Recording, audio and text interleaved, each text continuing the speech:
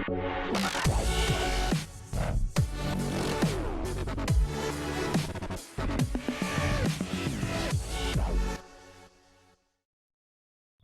Shalom. Berjumpa kembali dalam acara Sapa Jemaat di Rumah. Tetap berpengharapan, tetap semangat karena kita punya Tuhan yang luar biasa.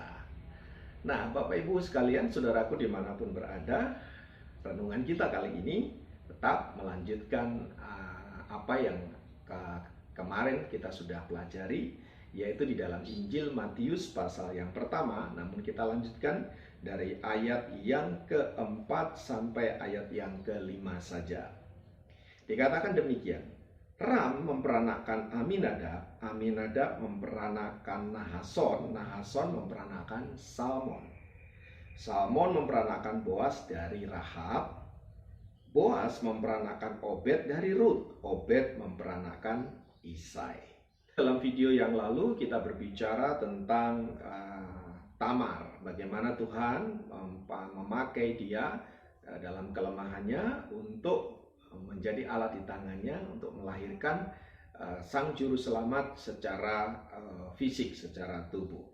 Nah, kali ini kita akan mengangkat satu tokoh lain, ya, seorang wanita yang tidak kalah suramnya kisah hidupnya, yaitu seorang perempuan yang bernama Rahab. Ya, Rahab dimasukkan oleh penulis Matius sebagai nenek moyang Tuhan Yesus secara fisik, ya. Siapakah Rahab ini, ya? Kalau kita membaca bagian firman Tuhan tadi bahwa Salmon memperanakan Boas dari Rahab. Ya, jadi artinya Rahab dan Salmon ini adalah suami istri. Rahab ini adalah seorang perempuan yang dicatat di dalam Alkitab, dalam kitab Yosua, sebagai seorang perempuan yang dursila atau seorang perempuan yang tanda kutip nakal, begitu ya. Tentu dalam pemandangan orang Yahudi pada waktu itu, perempuan seperti itu layak untuk dihukum mati. Ya. Tetapi tidak di dalam kasusnya Rahab. Dalam konteksnya Rahab, karena Rahab sebenarnya bukanlah orang Israel atau orang Yahudi. Dia adalah orang dari bangsa lain. Tetapi mengapa dia kemudian dimasukkan oleh Injil Matius sebagai nenek moyang Tuhan Yesus? Ya, perlu dicatat, Rahab sekalipun dia seorang perempuan dursila dan hidupnya kacau, tetapi ketika dia tahu bahwa Tuhan sedang menyatakan kuasanya di tengah-tengah bangsanya, dia percaya kepada Tuhan. Dia percaya bahwa Allah yang disembah oleh orang Israel adalah Allah yang benar, bahwa Allah yang luar biasa, dan karenanya dia kemudian menjadi percaya. Dan tindakan percaya itu tidak berhenti di dalam pikirannya saja atau di dalam hatinya, tetapi dilakukannya dengan apa? Dengan tindakan real, tindakan nyata, dengan cara apa? Menyembunyikan dua orang pengintai dalam rumahnya. Sekalipun untuk tindakannya itu dia yakin betul bahwa dia berhadapan dengan maut, dengan hukum kerajaannya tentunya.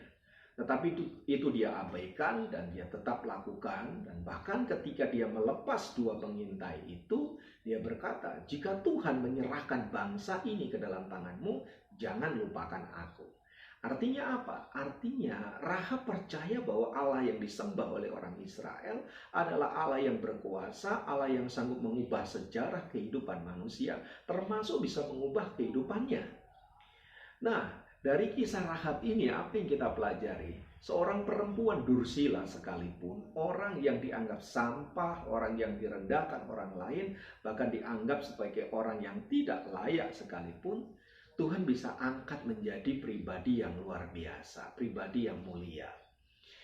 Akibat tindakan imannya itu, Rahab kemudian apa? Diangkat oleh Tuhan menjadi pribadi yang luar biasa, bahkan dicatat sebagai nenek moyang dari silsilah Tuhan Yesus.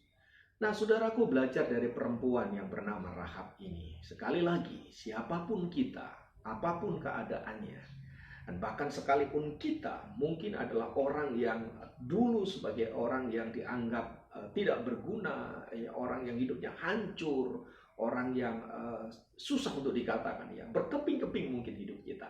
Tapi Tetapi selama kita datang kepada Allah yang benar, Allah sanggup mengubahkan kehidupan kita seperti tembikar yang pecah, ya tembikar yang hancur di tangan penjunan, dia bisa diubahkan menjadi alat yang luar biasa, alat yang indah, ya menjadi bejana-bejana yang kemudian memuliakan nama Tuhan. Jadi hari ini jangan putus asa untuk keadaanmu, jangan putus asa untuk situasi yang kau hadapi, bahkan jangan putus asa untuk masa lalu yang mungkin tanda kutip terlihat begitu buruk. Karena Allah bisa mengubahkan hidup Anda menjadi pribadi yang luar biasa. Poinnya di sini adalah percaya kepada Tuhan dan menyerahkan hidup kita sepenuhnya kepada Tuhan. Sebab di tangan Tuhan yang hebat, di tangan Tuhan yang luar biasa, engkau yang tadinya nothing menjadi something. Tuhan Yesus memberkati Anda semua.